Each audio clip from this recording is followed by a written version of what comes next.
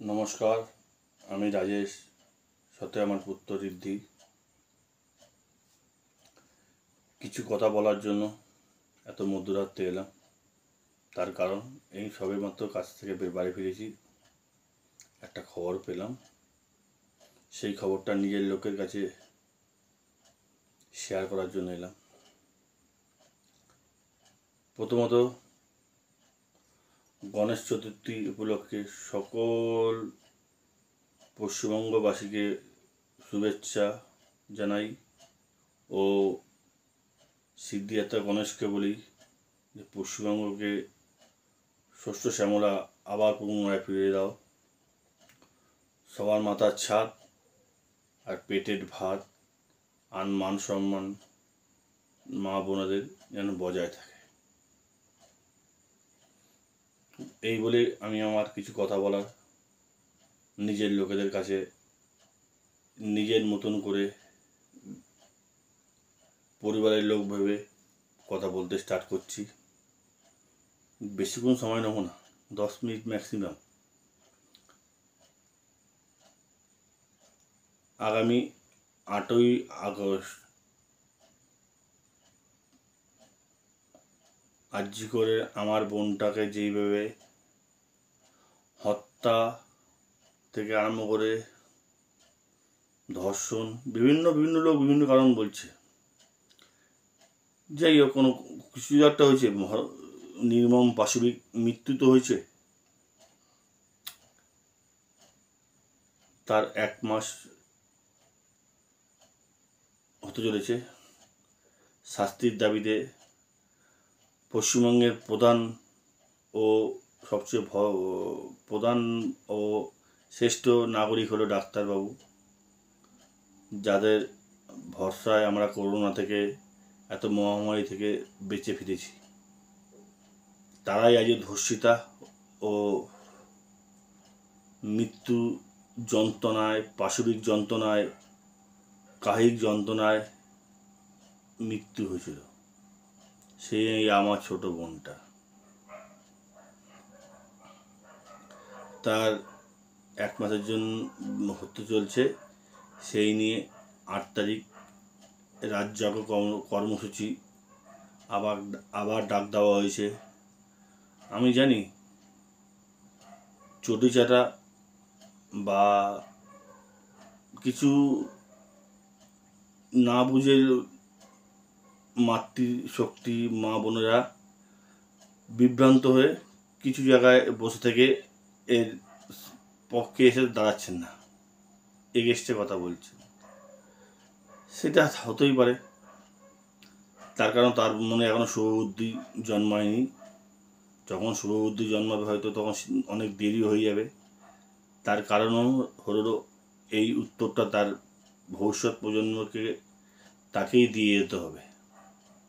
এই বলে আরেকটা কথা বলছি, আমি ভিডিওটা বস্ত্রহীনভাবে করছি। তার কারণ একটা, আমার বোনটা যখন আরজি করে ওইভাবে বস্ত্রহীন অবস্থায় ধর্ষিত নিপীড়িতভাবে মারা গেছিল, তার প্রতিবাদ স্বরূপ আমি যতদিন না আমার বোনটা শাস্তি, যারা অপরাধী তারা শাস্তি পেয়েছিল, তারা শাস্তি না পায় ততদিন পর্যন্ত আমি দাড়ি কাটবো না, আর খালি জামা পরবো না, খালি গায়ে ভিডিও করব, গামছা গায়ে। এটাই আমার প্রতিবাদ। পিছনে ভারতের পতাকা, সিদ্ধিদাতা গণেশের পুজো উপলক্ষে সিদ্ধিদাতা গণেশ, সামনে মা সরস্বতী রাখা আছে, যে বিদ্যার দেবী, বিদ্যার থেকে নির্মম পাশবিকভাবে মরতে হয়েছিল।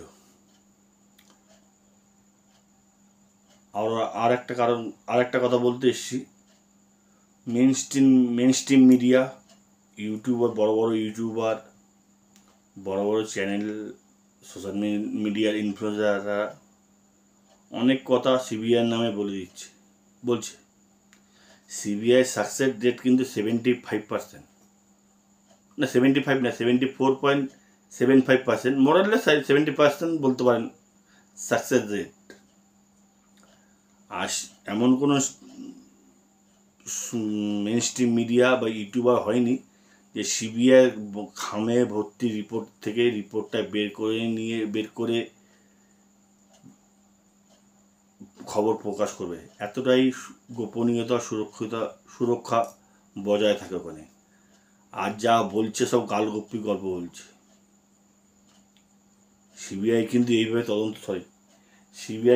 এইভাবে তদন্ত করে না যেভাবে আপনারা বলছেন। এক একজন এক রকম মন গড়া স্টোরি করছেন। সিবিআই কিন্তু তদন্ত 75% কমপ্লিট, শুধু 9 তারিখ রিপোর্ট দেওয়া বাকি।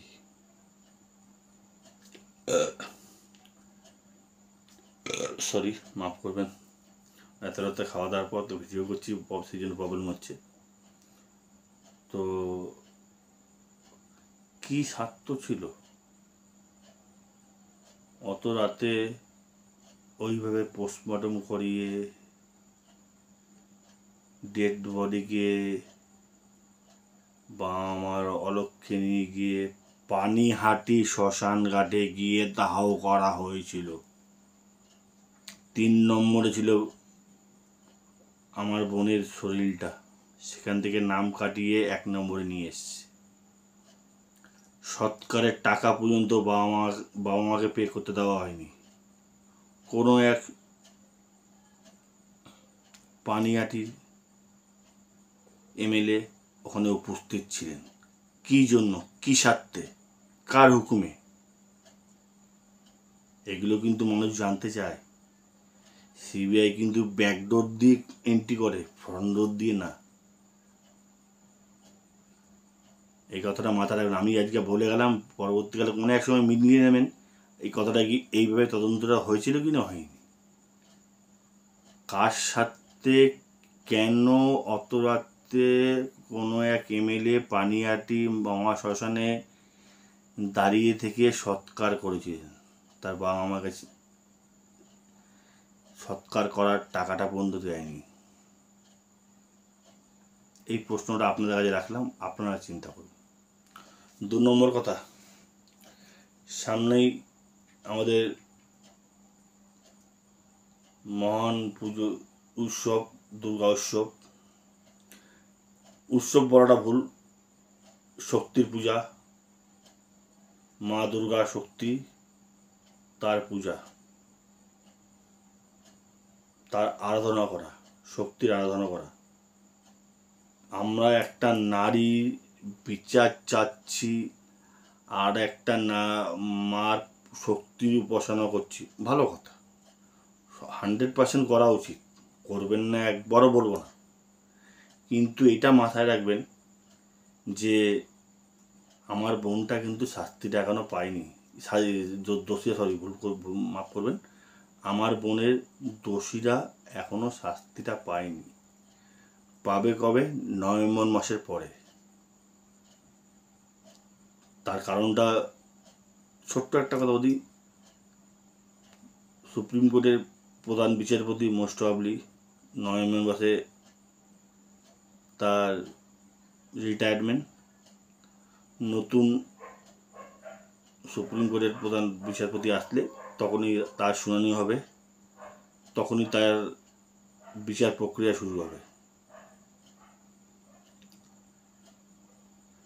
এই সুপ্রিম কোর্টের বিচারপতি তার বিচারকালীন অবস্থায় 23টা মামলা এইভাবে ঝুলিয়ে রেখেছে, যেগুলো নিজে থেকে রেকটিফাই করে নিয়ে হাইকোর্ট থেকে সুপ্রিম কোর্টে নিজে হাতে তুলে নিয়ে এসে তার জাজমেন্ট ও হিয়ারিং কোনোটাই শোনেনি।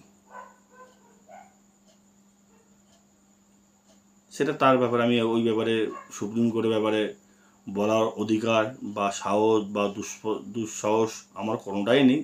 আমি সামান্য একটা মধ্যবিত্ত খেটে খাওয়া মানুষ।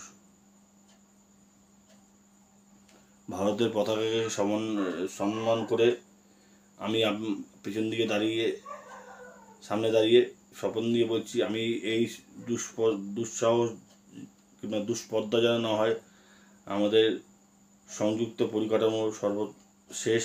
সুপ্রিম কোর্টকে আমি কখনোই ছোট করে দেখছি না, কিন্তু যে সুপ্রিম কোর্টের প্রধান বিচারপতি তার মধ্যে কিছু করাপশন নেই তো? এই প্রশ্নটা আমার সাধারণ মানুষ হিসেবে আমার মনে হয়েছে।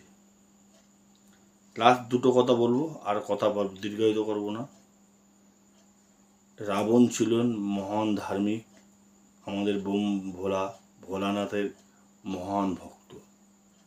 সীতার কারণে, তার কুদৃষ্টি পড়ার কারণে রাবণের মতো শক্তিশালী ধার্মিক লোকেরও পতন হয়েছিল। এটা মাথায় রাখবে, রামায়ণে লেখা আছে, আমার কথা না। মহাভারতে দ্রৌপদীর বস্ত্র হরণের কারণে কৌরবরা শক্তিশালী হওয়া সত্ত্বেও পাণ্ডবদের কাছে পরাজিত হয়েছিল সেই নারী। আমার বোনটাও একটা নারী, তাকে যারা এইভাবে পাশবিক অত্যাচার করে মৃত্যু দিয়েছে তারাও শাস্তি পাবে। সেই সাম্রাজ্য উড়ে যাবে খড়কুটের মতো, এটা আমার বিশ্বাস।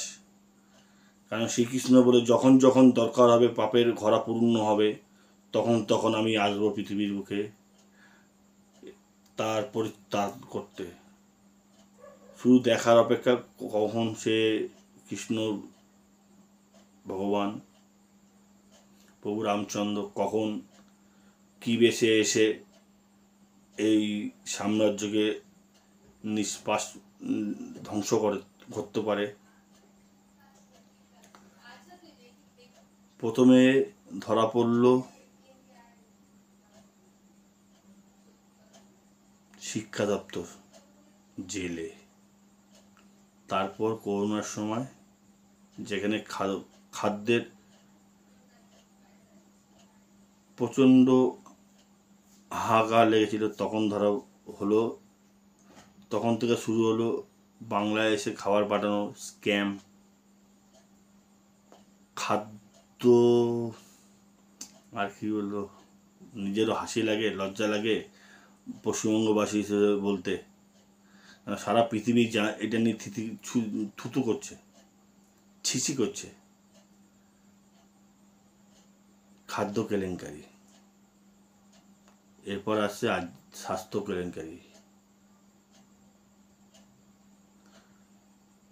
যেখানে ইন্টারন্যাশনাল র্যাকেট কাজ করছে বলে বিভিন্ন মিডিয়া দেখাচ্ছে। আমি জানি না সত্যি মিথ্যা কী আছে, কিন্তু বিভিন্ন মিডিয়া দেখাচ্ছে।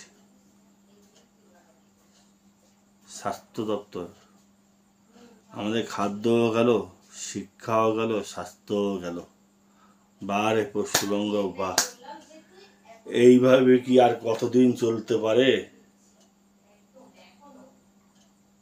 কিছু স্বার্থলোভীদের জন্য সমগ্র পশ্চিমবঙ্গবাসী মাথা নিচু হয়ে আছে দিনের পর দিন। হে কৃষ্ণ, কবে তুমি এর থেকে পরিত্রাণ দেবে? তারই দিন গুনছি। আর 8ই আগস্ট রাত জাগো কর্মসূচিতে থাকবেন সব মা বোনদের বলছি। আমার আশা সবাই থাকবেন, শুভবুদ্ধি সম্পন্ন লোকেরা। যারা কিছু এখনো শুভবুদ্ধি জন্মায়নি, যারা এখনো তার চটে চেটে যাচ্ছে, কিংবা কোনো বিশেষ লোককে কাউন্টার করে যাচ্ছেন, তাদেরও শুভবুদ্ধি হবে। তারা হয়তো সামনে কিছু বলতে পারছে না, কিন্তু রাত্রিবেলা তারা কুড়ে খাচ্ছে, কিন্তু তাদের বিবেকটাও কোনো একদিন ওরাও সরে আসবে, এটা বিশ্বাস। কারণ তাকেও তার ফ্যামিলিতে জবাবদিহি করতে হয়।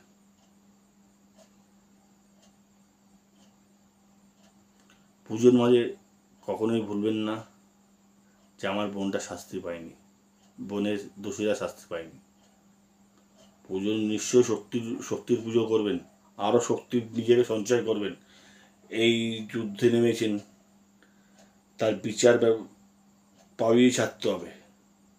তার জন্য মা দুর্গা, সিদ্ধিদাতা গণেশ সবার পুজো করবেন, কিন্তু মাথায় রাখতে হবে আমার বোনটা শাস্তি পায়নি, আমার বাবাটার মেয়েটার যারা অপরাধী তারা রাস্তায় ঘুরে বেড়াচ্ছে প্রকাশ্যে, তারা শাস্তি পায়নি। দুর্গাপূজা ভালো কাটুক, সুন্দর কাটুক, মাথায় রাখবেন শাস্তি পায়নি। তার মাঝে আরেকটা খবর দিয়ে রাখি, এটা ভাষা ভাষা খবর, আমি যে আমার সূত্র মারফত কথা খবর না, আমি অত বড় নেটওয়ার্ক নিয়ে বসি না, কারণ সারাদিন কাজ করার পর যেটুকু খবর পাই সেটুকু খবর নিয়ে বলি। এই মাসেই কিন্তু নবান্নের রাত জাগা কর্মসূচি আছে। এই মাসেই নবান্নের রাত জাগা কর্মসূচি আছে। যারা 27 তারিখে আসতে পারেননি তারা চেষ্টা করবেন, হাত জোর করে বলছি, চেষ্টা করবেন আসার। নবান্নের রাত জাগা কর্মসূচি। এই বলে শেষ করলাম। ভুল হলে নিজের লোক বলে মাফ করে দেবেন। আমি অত বড় রিপোর্টার না, ইউটিউবার না, আর অত বড় সেলিব্রিটিও না। আমি খেটে খাওয়াই, সারাদিন খাটি, রাত্রেবেলা দুটো আহার আমার সংসারের জন্য নিয়ে আসতে পারি।